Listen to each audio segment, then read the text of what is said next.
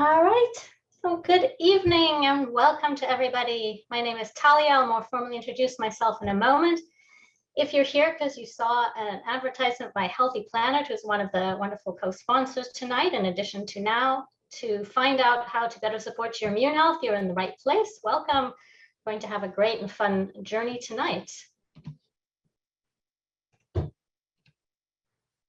So for those of you who haven't seen me talk before, and I've done other ones for Healthy Planet, just a quick introduction. So my name is Thalia Charney. That's a silent H there. So some people say silent but deadly, but that's up to an opinion. And I am the Nutrition and Health Education Manager for Now Foods Canada, who, as I said, is one of our sponsors tonight. Just a little bit about me. I have a few decades, I won't date myself, in the health industry.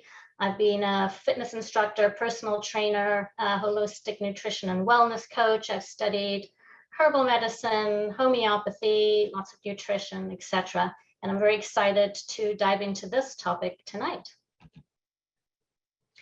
So just a disclaimer, this presentation is for informational purposes only, as is always the case, so it doesn't constitute the practice of medicine or naturopathy or any other related field. So any information written or stated here, or materials linked from here, or questions answered at the end are at the user's own risk. For anything that you may be interested in terms of some products, which I may mention, all the suggested uses and doses and cautions for those products can always be found on the products themselves. And the little fingerprint I have here is just to say we are all completely unique. So the information here is general, and you need to run it through a filter of what is yourself, and hopefully with somebody who knows you well. So just a little bit about Now, one of our, as I said, co-sponsors tonight. So we are a family-owned business now for 52 years, and that is very unique. We are well known internationally even for our quality testing and our labs. We have extensive tests. So as an example, we run an average of 16,000 tests on a monthly basis. And as one example, just on pesticides alone, we are able to test for over 500 pesticides in whether it's foods or herbal medicines, etc. And also known for our good manufacturing practices. And in terms of when we are formulating products or doing quality testing, our staff includes MDs, 2 PhDs. We have microbiologists, chemists, toxologists, nutritionists, and around 200 people involved just in quality management. So what are the 5 pillars of a healthy immune system? You're curious, that's why you're here. This cat looks awfully curious. And why did I put a cat in the picture? Pretty much because social media serves me correctly. Everybody loves a picture of a cat. So I thought, why not start with that? So I'm not going to tell you all the pillars up front. We're going to go through them. So enjoy this journey. So number 1, which is going to be a very short part of this, is good hygiene practices. And although it seems so obvious, and it is, we always need to state the obvious, because we take for granted sometimes things that can be so profoundly effective and then may not do them. And we are living in the modern world where we have soap and access to wash our hands, but not everybody does, and we've eradicated a lot of diseases, and our immune systems are better for it. So as we've all being told, and a lot of emphasis, especially during the last couple of years, washing our hands can go a long way to prevent getting infections. So use your soap, and everyone knows about the wash your hands for 20 seconds. But one thing I also like to emphasize also is the, taking off rings and also keeping the nails short, because with long nails, you can get more bacteria and dirt underneath them. So those are 2 little extra tips. And at the same time, although it's great to use soap and we always want to clean our hands, we always have to balance everything in life. So our hygiene versus kind of fanatically sterilizing ourselves and our environment. So we always want to remember we are intended to live with bugs, around bugs. They are in us. There are several pounds of bacteria in our gut. We have them all over our skin, on our lungs. So we need to keep a balance. So the second pillar to support our immune system is restorative sleep. I do an entire talk on this topic, which hopefully you'll attend that at some point.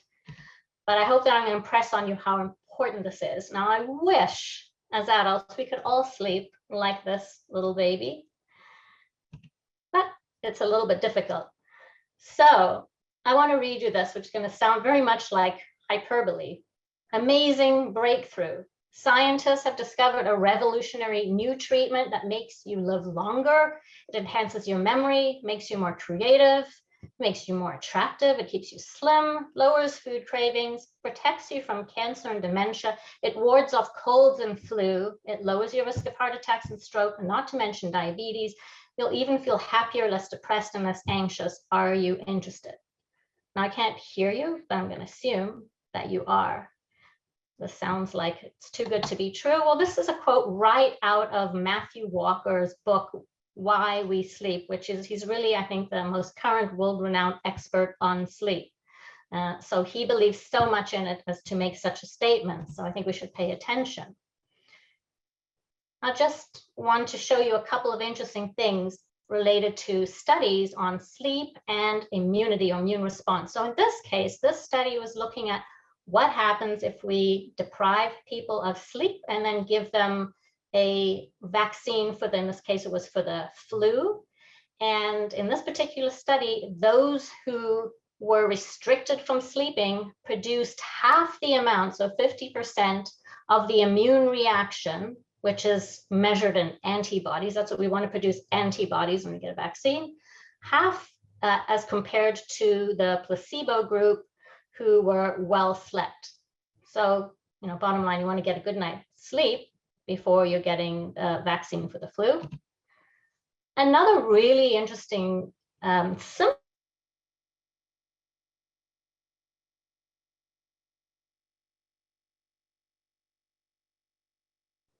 laser pointer here. How did I forget it? Not that one. Sorry, Thalia.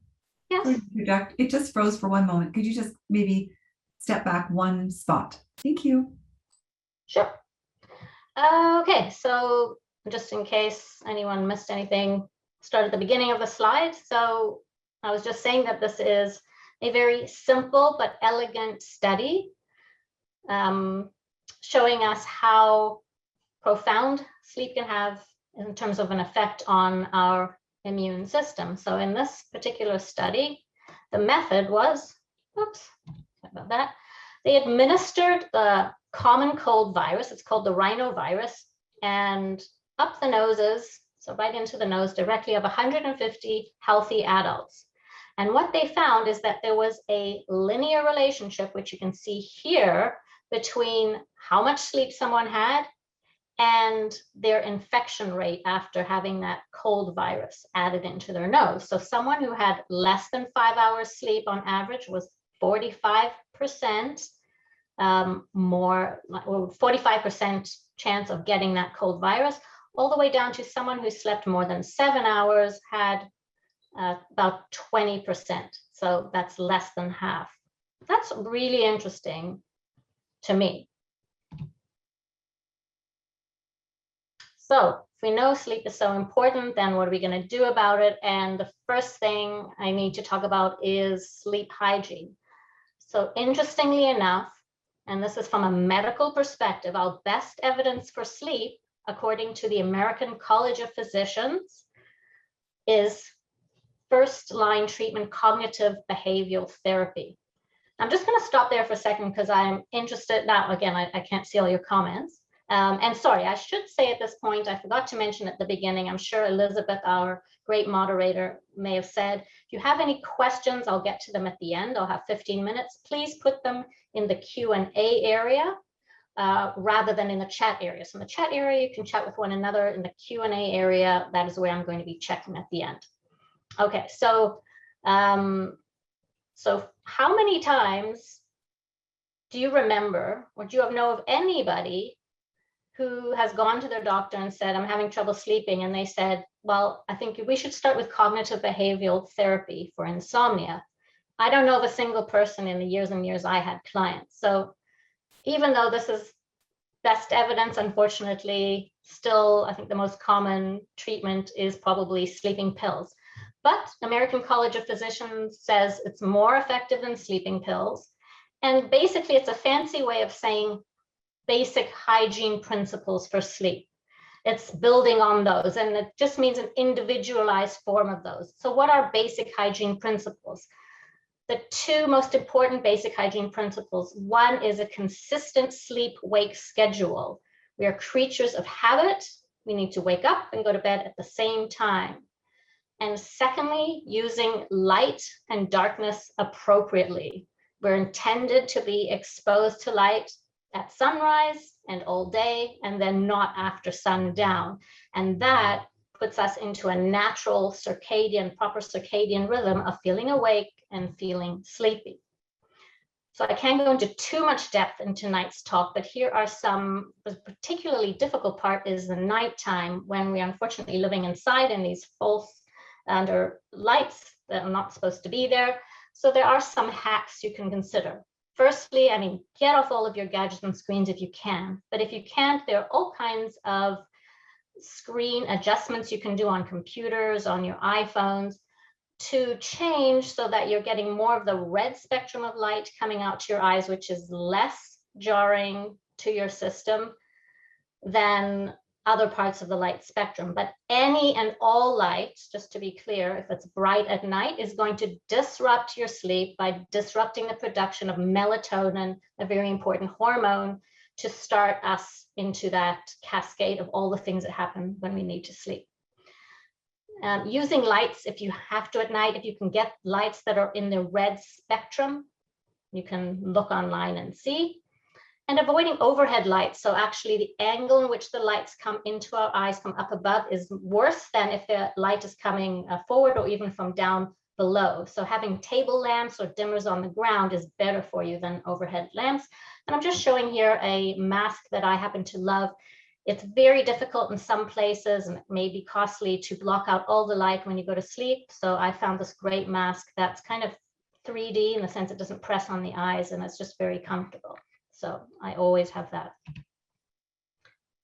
In order to discipline yourself to get in a consistent sleep-wake cycle, there's a great app, and I'm sure there are others, called Sleep Cycle here. So it will remind you when to go to bed and when to wake up, and measure all kinds of other parameters. And according to Matthew Walker, the expert, he says that a consistent sleep-wake time is his personal favorite #1 principle of sleep-wake hygiene. So if you're going to pick one, that's what he said would be the one to stick to. Now, as part of our hygiene practices, not taking stimulants that are going to disrupt our sleep, and coffee stays in our body actually for many, many hours.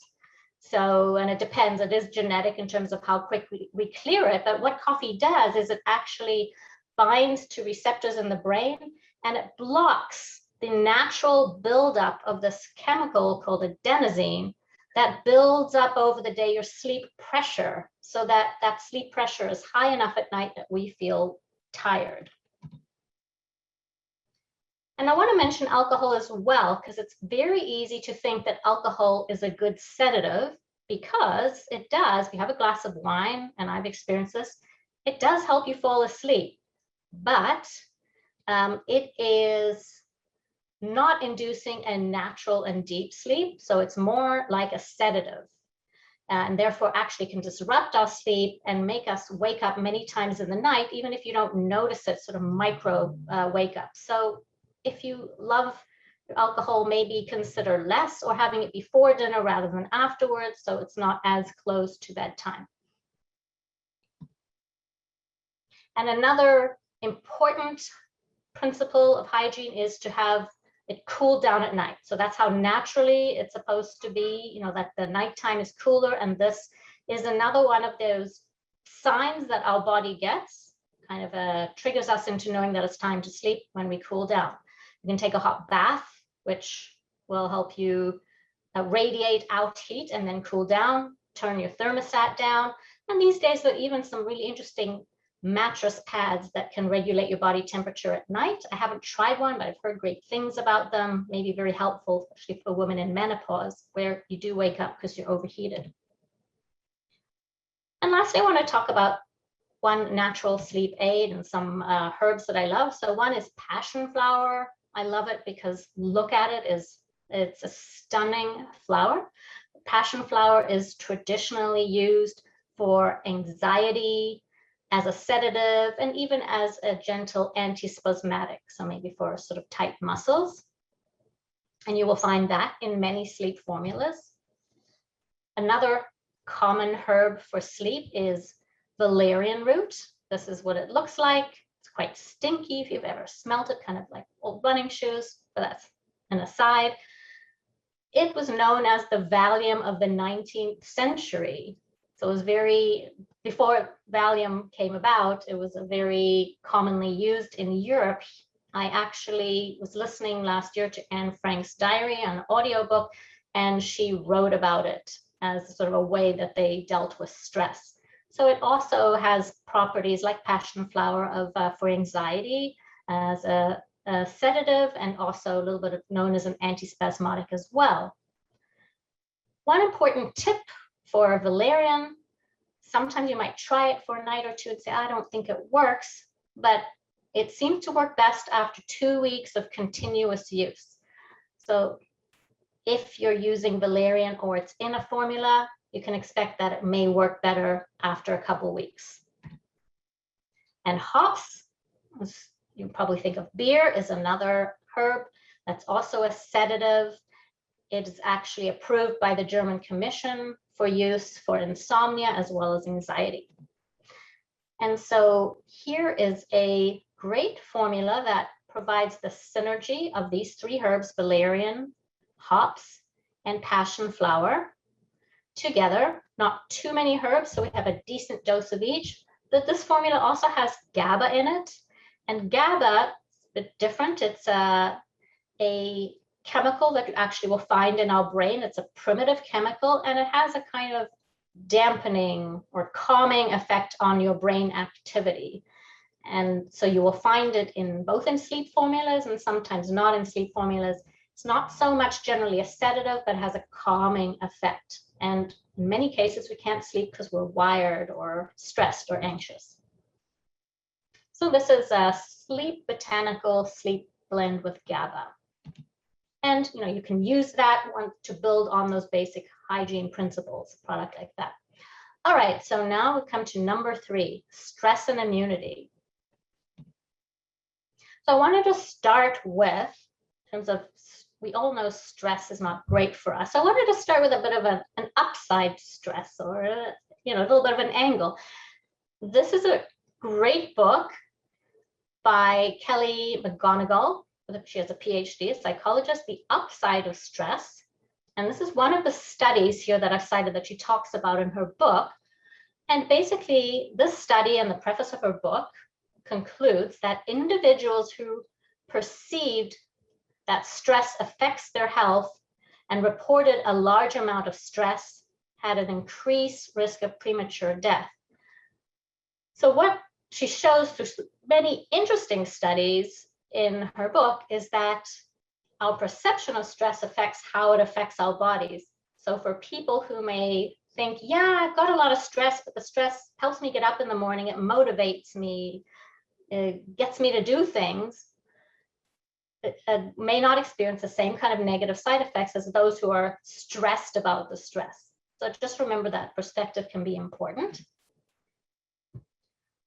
But there are also studies just kind of looking at a less nuanced stress. So this is a meta-analysis. Meta-analysis means they take a whole bunch of studies, and in this case, they looked at 293 studies and 319 peer-reviewed articles. So this is a lot of information that covered 19,000 participants. And from all that information, what they gauged about stress was acute stress is adaptive, meaning it's good. It helps us adapt to something. And it's that, you know, you've heard of running away from the lion. We don't have lions these days, but we have a lot of acute stress all the time. And maybe running for a bus that you're about to miss, or, you know, just something comes up at home, a little bit of a confrontation, whatever it is. Acute stress helps you focus, helps you get through something. And as long as it's there and then it's gone, it's adaptive, it's helpful. But chronic stress is not adaptive, that kind of low simmering ongoing stress, and you'll know it if you have it. And in addition to chronic stress not being very good, those who are older and who have chronic diseases are increasingly vulnerable to the bad effects of stress. So being overall healthy is helpful. And as I mentioned before, there is that subjective side, so we should not forget that. Now, meditation is not for everybody, but, and if you want to ask me anything at the end in terms of my own experiences, I'm happy to go into more detail, but I do think, having done it myself and practice it quite intensively in certain ways, that it can be incredibly helpful and is worth the investment, in my opinion. There's many ways to do it, and I encourage you, if you didn't like one way or one type of approach didn't appeal to you, there's many different ways of doing meditation. You can even do it while you're walking with your eyes open.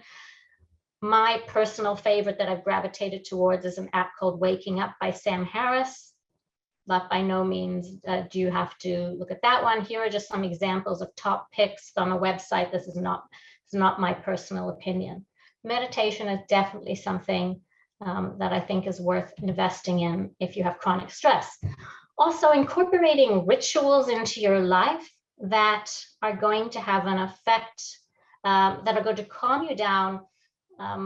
One, because we're creatures of habit. So if we have a certain ritual that we associate with calming or sort of nice things, that will calm us down. So the very ritual of diffusing essential oils, if you do it at a certain time before you go to bed every night, is going to prime your brain to know, oh, okay, this is time, this is downtime, this is me time, this is relaxing time. Even looking at that diffuser will probably, after a while, calm you down. But there are lovely essential oils that are known to have a calming effect on our nervous system. So I love to use this. Take a Zen, for example, is one that you can just use topically. There are combination essential oils that you can use to lift your mood or to calm you down. Just plain lavender is great.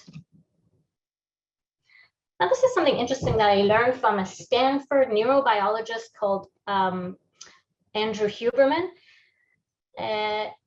It's interesting because it's going to sound weird, but this is very scientifically based. Now, there's all kinds of pseudoscience out there about breathing techniques that may not be entirely true about handling stress, but this particular breathing technique is proven to help take you from a state of stress to more of when your body will shift into what's called the parasympathetic mode, which is when your body is in more of a calm state. And it's called the physiological sigh. And just to explain it briefly, when we get stressed, we have these thousands of little sacs in our lungs, and they become collapsed, and that changes the mode of stress that we're in.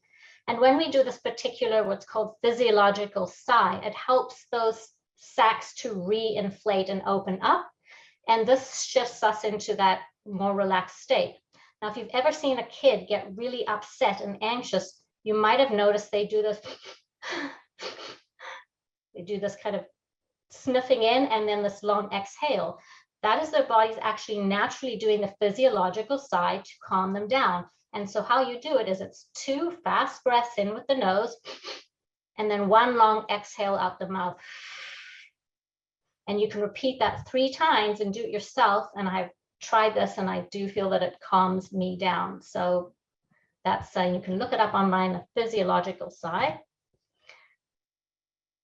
Another lovely support for chronic stress are adaptogens. Adaptogens is a descriptive term for plants that help us adapt to chronic stress. So kind of, if you're here, bring you down. If you're down, bring you up. So bring you back to a balanced state. And adaptogens by nature tend to be gentle and usually not too stimulating. Ashwagandha is one of my personal favorites. This is a 15-to-1 concentrate, so you ingest one pill can get a good potency, but it's not too stimulating. So safer, I think, for more people, and some of the ginseng family can be a little more stimulating. The ideal person for ashwagandha is somebody that is experiencing nervous exhaustion. So you're wired, but you're tired. And there are actual clinical trials showing that ashwagandha notably decreases cortisol, which is a hormone that goes up when we're stressed and can stay elevated for long periods of time if we're chronically stressed.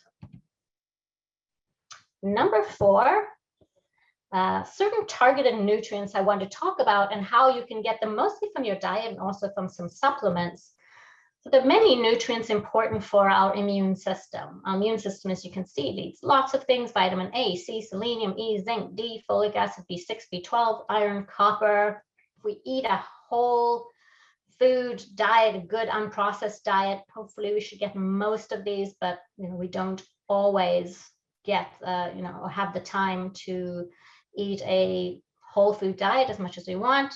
Vitamin D is the one that I'm going to talk about at the end of this talk, exception where your diet cannot always provide you with enough. So how can we get some of these nutrients? So selenium is one of those. It's fantastic. And for selenium, this is the breakdown of the nutrients. It's one of those really, or I should say, Brazil nuts are one of those rare foods where you can get just about as much from the food as you could in a supplement. That's very rare.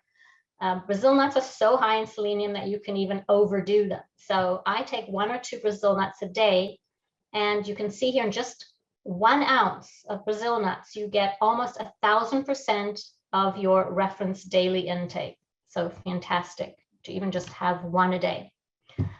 What about vitamin A? So this is a very important vitamin for our immune system, and kale is a fantastic source.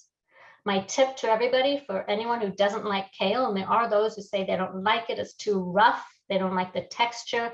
The key to beautiful kale, if you're making it in a salad, is to massage your kale. So you put in your kale into the bowl, you add some just oil by itself, and you literally then massage that oil into the kale, and it will soften it up, and it's beautiful. Then you can add your dressing.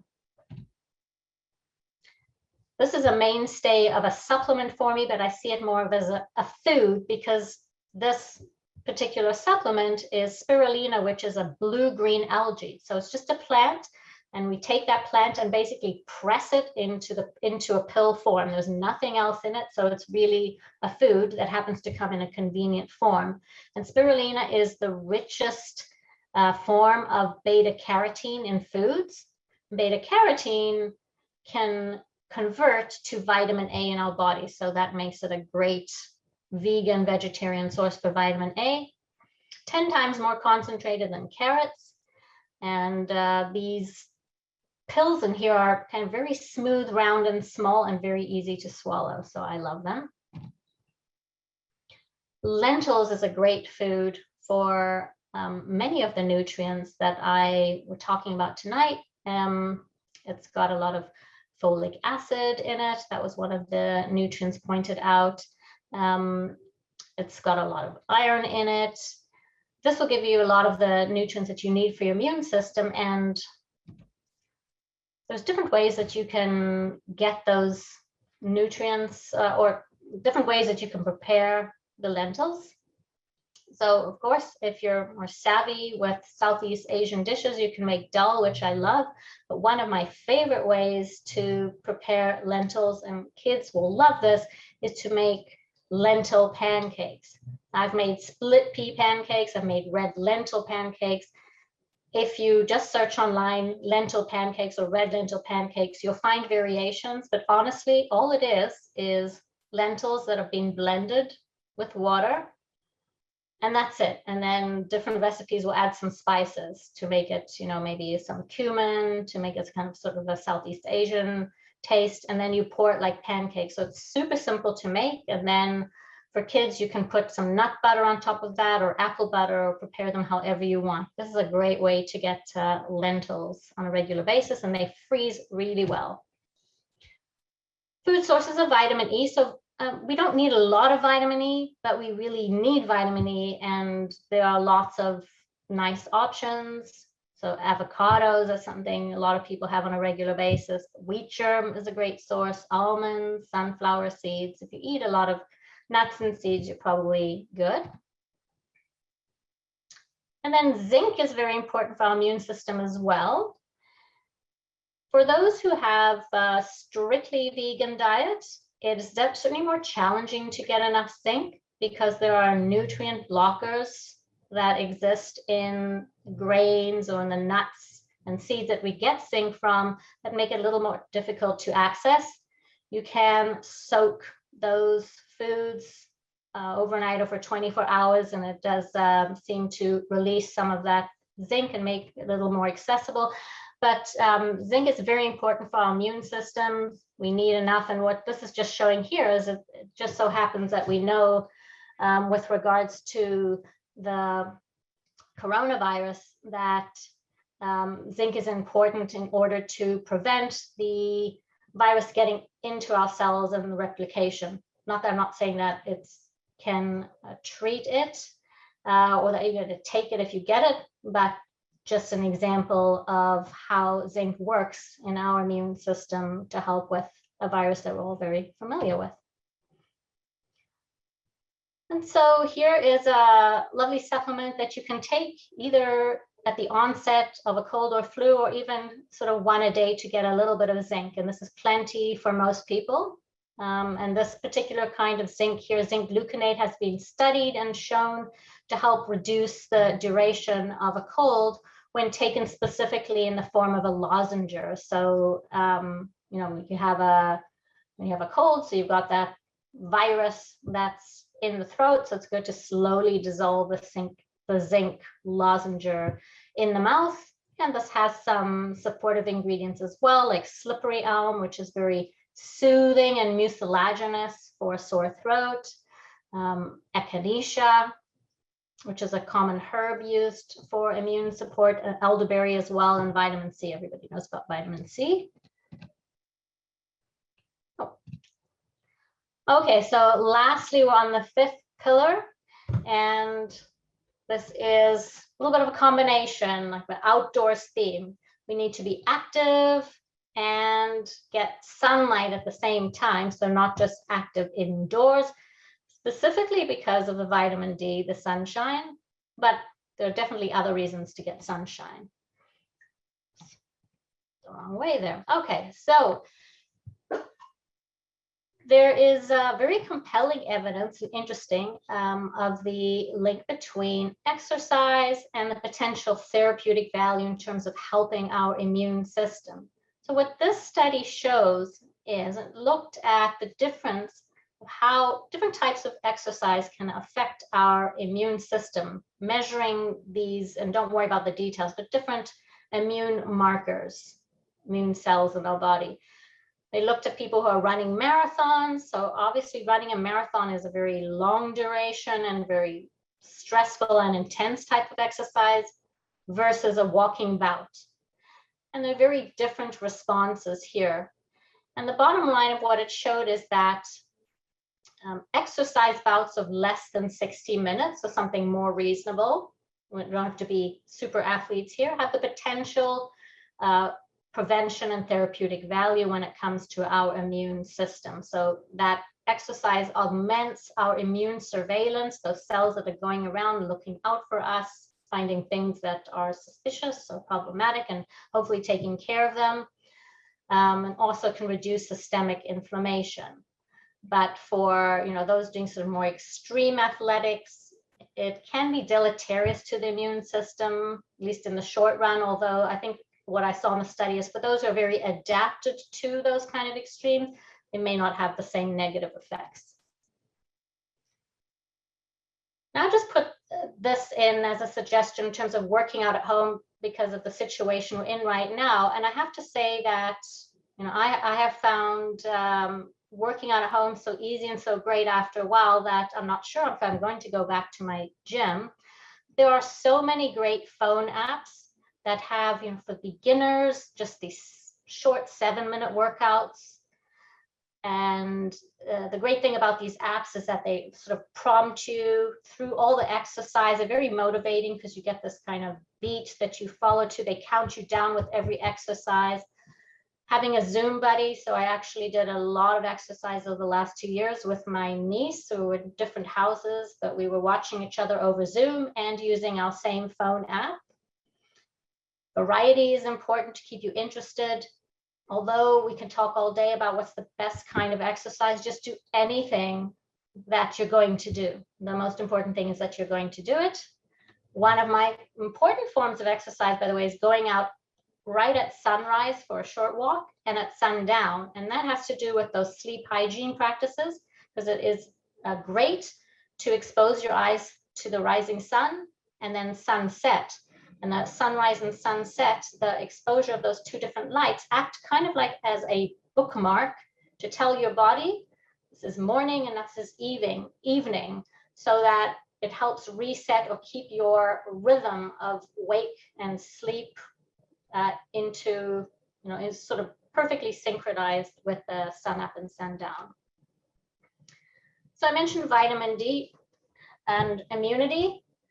Vitamin D used to be just thought of as something for your bones to prevent rickets, but now we know that it is actually a hormone. It has a much larger role, including in on our immune system. There's lots that can be said about vitamin D in our immune system, but here is just one study showing the difference in the incidence of reported cold or flu symptoms based on the season and based on those who either took no vitamin D, placebo, or took 800 or 2000 IU. And you can see that in all cases, those who didn't take vitamin D fared less well in terms of cold and flu as compared to those who did. But the difference was stark and huge in the wintertime. And that is because in the wintertime, we get very little exposure to the sun. So probably people were lower in vitamin D. So our needs for vitamin D can change according to the season.